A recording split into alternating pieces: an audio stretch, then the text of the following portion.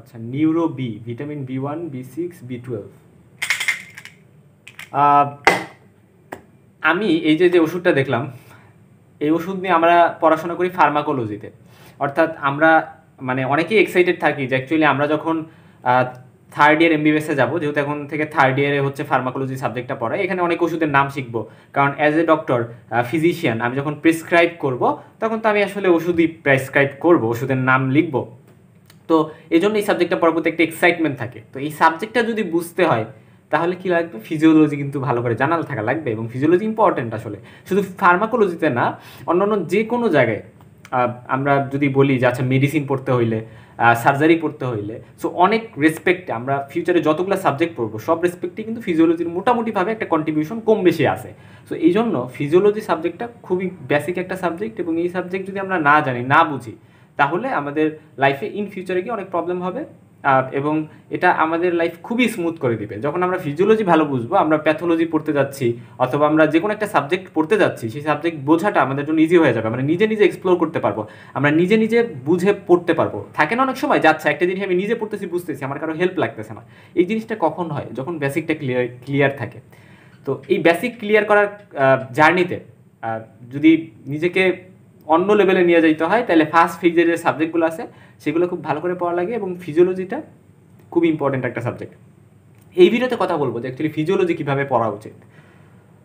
আসলে আমি ভিডিওটা মোটেও বড় করবো না, আমি একটু আগে হচ্ছে ক্লাস থেকে আসলাম। তো ক্লাস থেকে সেই ভিডিওটা শ্যুট করতেছি, অ্যাপনন পড়াই আছে, অ্যাপনন এখনো খুলিনি। ভাবলাম যে আসলে যখন ভিডিওটা বানাই ফেলবো অ্যাজ এ মেডিকেল স্টুডেন্ট, অ্যাপনন পরে এই ভিডিওটা বানাই ফেলি। ঠিক আছে, তো এখন কথা হচ্ছে ফিজিওলজি কীভাবে পড়া উচিত। মেইনলি আমি as a medical student first ইয়ারে থাকতে যে সিস্টেমগুলো ফলো করতাম ফার্স্ট সেকেন্ড ইয়ারে, ফার্স্ট ফেজে, সেগুলা তো বলবো, যেগুলা করে আমি উপকৃত হয়েছি, আমি ভালো ফলাফল করতে পারছিলাম হয়তো বা ফিজিওলজিতে, সেই সিস্টেমগুলো আমি বলবো। তার পাশাপাশি আমি যেগুলা করি নাই, বাট ওইগুলা করলে আমি আরও ভালো করতে পারতাম বলে আমি মনে করি, এই ফোর্থ ইয়ারে এসে সেই জিনিসগুলো আমি শেয়ার করবো। ফার্স্ট কথা, পড়ার স্টাইলটা কেমন হওয়া উচিত। আমি পার্সোনালি যেটা প্রেফার করি যে অ্যাকচুয়ালি আমি যখন যে কোনো একটা টপিক পাবো, আমি ধরলাম যে আচ্ছা আমি জানতে চাই যে কীভাবে হিমোগ্লোবিন মেটাবলিজম হয়, অর্থাৎ হিমোগ্লোবিনের ফেট কী বা আরবিসির ফেট কী। আরবিসি বা রেড ব্লাড সেল, এটা যখন আমরা পড়তেছি, আরবিসির 120 দিন যখন হয়ে গেল, তখন 120 দিন পরে আরবিসির সাথে কী হয়। সো আমরা জানি আরবিসির হিম পার্ট থাকে, পাশাপাশি গ্লোবিন পার্ট থাকে। তো গ্লোবিনটা তো অ্যামাইনো অ্যাসিডে কনভার্ট হয় আমাদের বডিতে, এটা আবার রিসাইকেল হয়ে যায়, আবার আমাদের বডির কাজে লাগে। আর হিম পার্টটা পরে বিলিভার্ডিন, বিলিরুবিন হয়ে এটা কিন্তু আলটিমেটলি ইউরোবিলিনোজেন বা ইউরোবিলিন, স্টার্কোবিলিন এই হিসেবে ফিসিসিউরিন এগুলা দেওয়া যায়, বা ব্লাডেও কিছু ইউরোবিলিন চলে যায়। তো এই যে প্রসেস বা মেকানিজমটা, অর্থাৎ টপিকটা কি, টপিকটা হচ্ছে মেটাবলিজম অফ আরবিসি বা ফেট অফ আরবিসি। তো এই টপিকটা আমরা যখন শুরুতে, আচ্ছা আমি একটা টপিক পাইছি বা এই টপিকটা আমার পড়তে হবে, আমি কি করব, আমি এটা ইউটিউবে সার্চ দিব। ইউটিউবে সার্চ দিয়ে এই রিলেটেড একটা ভালো ভিডিও আমি একটু দেখে ফেলবো।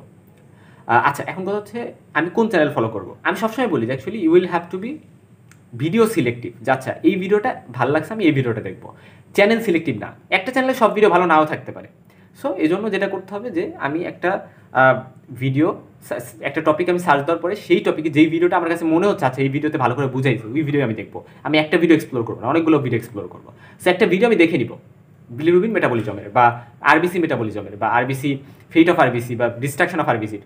সো এটা দেখে নেওয়ার পরে আমার মাথায় অ্যাটলিস্ট কিছু ধারণা হয়েছে যে এই জিনিসটা কি। যদি ভিডিও ভালো হয় তাহলে দেখা যায় যে লাইফ অনেক স্মুথ হয়ে যায়, মানে বই একটু দেখলেই হয়ে যায় ভিডিওটা যদি ভালো হয়। সো এই জন্য ভিডিওর অনেক ভালো একটা পাওয়ার আছে। হ্যাঁ, আমরা আসলে বলতে পারি যে আচ্ছা আমার বই খুলে আমার ব্রেন স্টর্মিং করতে হবে, অনেকক্ষণ ধরে আমি রিচার্জ করবো। আমি যদি ব্রেন স্টর্মিংই না করি তাহলে আমার পড়াশোনা করে কী লাভ, হ্যান ত্যান অনেক কথা বলতে পারে অনেকে। বাট আমার কাছে যেটা মনে হয় যে অ্যাকচুয়ালি আমরা এই যে মিডিয়াগুলো আছে, ইউটিউব বলি, গুগল বলি, চ্যাটজিপিটি বলি, এইগুলোর যদি প্রপার ইউটিলাইজেশন না করতে পারি, তাহলে আসলে আগের জেনারেশন আর আমাদের মধ্যে পার্থক্যটা কোথায়। আমরা যেই ব্লেসিংগুলো বা যেই ফ্যাসিলিটিগুলো আমাদের জন্য আছে, যেগুলো আমাদের পড়াশোনাটাকে টাইম যেমন কমাবে, অনেক স্মুথ করে দিবে, অনেক এক্সট্রা নলেজও হয়তো আমাদের দিবে। সো এই জিনিসগুলোর আমাদের অবশ্যই ফ্যাসিলিটিগুলোকে আমাদের অ্যাভেল করা উচিত। এই জন্য আমরা কী করবো, আমরা ভিডিও দেখে নিব।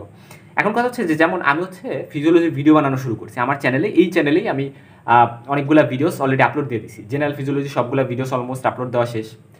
তারপর হচ্ছে ব্লাড ফিজিওলজিতে অনেকগুলো ভিডিওস, আই থিঙ্ক 60টার মতো ভিডিওস আমি দিয়ে দিয়েছি। আমার টার্গেট আছে ফুল ফিজিওলজি আমি শেষ করে ফেলবো ইনশাল্লাহ কিছুদিনের মধ্যে বা কিছু মাসের মধ্যে। দেখা যায় যে অনেক সময় পরীক্ষার চাপে, ক্লাসের চাপে অতটা রেগুলার ভিডিওস বানানো হয় না, বাট আমি ট্রাই করি ডেলি একটা করে ভিডিও বানাইতে, বা একদিন পর হইলে একটা করে ভিডিও বানাইতে। সো আমি ট্রাই করতেছি হার্ড অ্যান্ড সোল যে ফিজিওলজি সিলেবাসটা খুব সুন কমপ্লিট করে ফেলবো। এবং আমার ভিডিওগুলোতে যেটা হয় যে আমি মনে করি যে অ্যাকচুয়ালি আমার চেহারা দেখা যাবে, আমি লিখতেছি, আমি কথা বলতেছি, হ্যান্ড মুভমেন্ট করতেছি, এই জিনিসগুলো যেমন দেখা যাবে, পাশাপাশি আমার পাশে আমি কি লিখতেছি সেই জিনিসগুলোও দেখা যাবে, এবং সেখানে খুবই কালারফুল একটা লার্নিং হবে, খুব সুন্দর স্লাইড দিয়ে পড়ানো হবে। সো এভাবে আমি ট্রাই করতেছি খুব সুন্দর করে ফিজিওলজি ভিডিওগুলো ইউটিউবে ফ্রিতে দিয়ে দিতে, কোনো কোর্স বা অন্য কোনো ওয়েতে না। সো আমি ফ্রিতেই ফিজিওলজি ভিডিওগুলো দিয়ে দিব এক এক করে। আমার কাছে মনে হয় যে কমপ্লিট সিলেবাস কাভার করে খুব গোছালো ওয়েতে প্রত্যেকটা টপিক কাভার করে ভিডিও আই থিঙ্ক কোনো ইউটিউব চ্যানেলেই নেই আমার জানা মতে, বা আমি যখন পড়ছি তখনও পাইনি, এখন আমি সার্চ করে কোথাও পাইনি। আছে ভিডিও আছে কোনো একটা পার্টিকুলার টপিকে বা কোনো একটা পার্টিকুলার কার্ডের কিছু ভিডিওস হয়তো বা আছে, বাট কোনো একটা চ্যানেলে সব ভিডিও খুব সুন্দর গোছালোভাবে বা সব টপিক কাভার করে কিন্তু দেওয়া নেই। সো আমি সেটা ট্রাই করতেছি এবং করবো ইনশাল্লাহ, খুব দ্রুতই আমি দিয়ে দেওয়ার ট্রাই করবো। সো এবার যারা ফার্স্ট ইয়ারে ওদের জন্য আই থিঙ্ক ভালো একটা সুযোগ এটা হবে। এবং অবশ্যই আমার ভিডিওগুলো দেখা আমি সাজেস্ট করি যে অ্যাকচুয়ালি যে টপিকে আমি ভিডিও বানাইছি এই টপিকগুলোর ভিডিওগুলো তুমি একটু দেখে নিবা। তো মেইন কোথায় আমি ছিলাম যে অ্যাকচুয়ালি তোমার ফার্স্টে একটা ভিডিও তুমি দেখলা, এবং ভিডিও দেখার পরে তুমি কী করবা, ভিডিও দেখার পরে তুমি চলে যাবা, আমি রিয়ালিস্টিক কথাবার্তা বলতেছি, হ্যাঁ, যেটা আমাদের পরীক্ষায় ভালো করতে আমাদের হেল্প করবে। সো ভিডিওটা দেখার পরে তুমি যেটা করবে, তুমি হচ্ছে গাইডে চলে যাবা, গাইড বুক ফিজিওলজির ক্ষেত্রে তুমি গাইড বুক কিনছো, যেটা গাইড বুকে চলে গেলা, গাইড বুক একবার দেখলাম যে আচ্ছা এই টপিকটাতে গাইডে কী আছে, সেই জিনিসগুলো তুমি দেখে ফেললা, কারণ গাইডের যে জিনিসগুলো আছে এগুলোই পরীক্ষাতে ধরে, এগুলো ভাইভাতে ধরে, এগুলোই রিটেনে আসে। সো এই জন্য তুমি গাইড বুকটা ওই টপিকে যা যা আছে দেখে ফেললা। এখন তুমি ভিডিওটা যদি বুঝো, ভিডিওতে যদি ভালোভাবে শিখে থাকো, তাহলে দেখবা তুমি যা ভিডিওতে দেখছো সেগুলো হুবহু এখানে আছে এবং তোমার বুঝতে কোনো সমস্যাই হচ্ছে না। কিন্তু তুমি যদি শুরুতেই এটা পড়তা তাহলে তোমার বুঝতে অনেক ল্যাকিং থাকতো, তুমি হয়তো এটা মুখস্থও করতে পারতা, তুমি এটা বুঝে কোনো একভাবে মনে রাখতে পারতা, কিন্তু actually in the long run ভিডিওতে তুমি যেভাবে শিখছো, একেবারে রুট থেকে শিখছো, সেটা কিন্তু তুমি অনেক দিন মনে রাখতে পারবা, তোমার বেসিকটা অনেক ক্লিয়ার হয়েছে। কিন্তু এমনি এমনি পড়লে, শুধু গাইড পড়লে তুমি এই জিনিসটা কখনোই ক্লারিফাইড হইতে পারতা না। গাইডের পরে চলে যাওয়া হচ্ছে তোমার পড়া অনেকটাই শেষ, এরপরে তুমি যেই জায়গাটা চলে যাবে সেটা হচ্ছে বই, তুমি টেক্সট বুকে চলে যাবা এই টপিকটাতে। এখন টেক্সট বুকে যে তুমি দেখবা যে তুমি ভিডিও দেখলা, গাইড দেখলা, এর বাইরে টেক্সট বুক আর কি আছে, সেটা যদি তোমার বুঝতে বা সেটা যদি তুমি এখনও ভিডিও বা গাইডে না পেয়ে থাকো, তাহলে ওই জিনিসটা তুমি টেক্সট বুক থেকে একটু দেখে নাও, তাহলে তুমি খুবই কনফিডেন্ট এখন যে তুমি কোনো কিছু বাদ দাও নেই, তুমি গাইড পড়ছো, তুমি টেক্সট বুক পড়ছো এবং তুমি ভিডিও দেখে ফেলছো।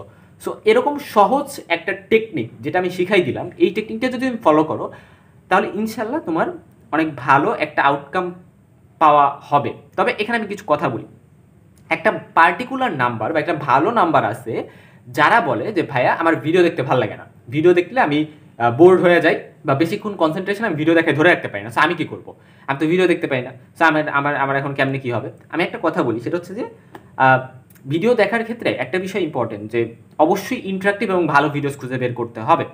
সো ভালো ভিডিওস খুঁজে বের করতে হবে যেটা খুব ইন্টারাক্টিভ। ভালো ভিডিও যদি হয় যেখানে ভালো বুঝাচ্ছে, খুব সুন্দর করে বুঝাচ্ছে ভেঙে ভেঙে, ওই ভিডিওস তুমি যতই তুমি বলো যে ভাই আমার কনসেন্ট্রেশন নাই, তারপর তোমার কনসেন্ট্রেশন ওই ভিডিওতে হবে এবং তুমি সেটা এনজয় করবা। এরপরেও যদি তুমি ভিডিওতে কমফোর্ট না পাও, তাহলে বলবো যে আচ্ছা ঠিক আছে, তাহলে তুমি গাইড বই পড়ো, মানে প্রথম স্টেপটা বাদ দিয়ে বাকিগুলো করো। কিন্তু তুমি যখন একটা জিনিস বুঝতেছো না, তুমি হয়তো এই ভিডিও দেখতে পারতেছো না, কিন্তু তুমি গুগল করবা, এবং এআই বা বর্তমানে আর্টিফিশিয়াল ইন্টেলিজেন্স অনেক সফটওয়্যার আছে, প্ল্যাটফর্ম আছে, সো এই জিনিসগুলো ফলো করতে পারো, মাইক্রোসফটের বা হচ্ছে গিয়ে ওপেন এআই এর।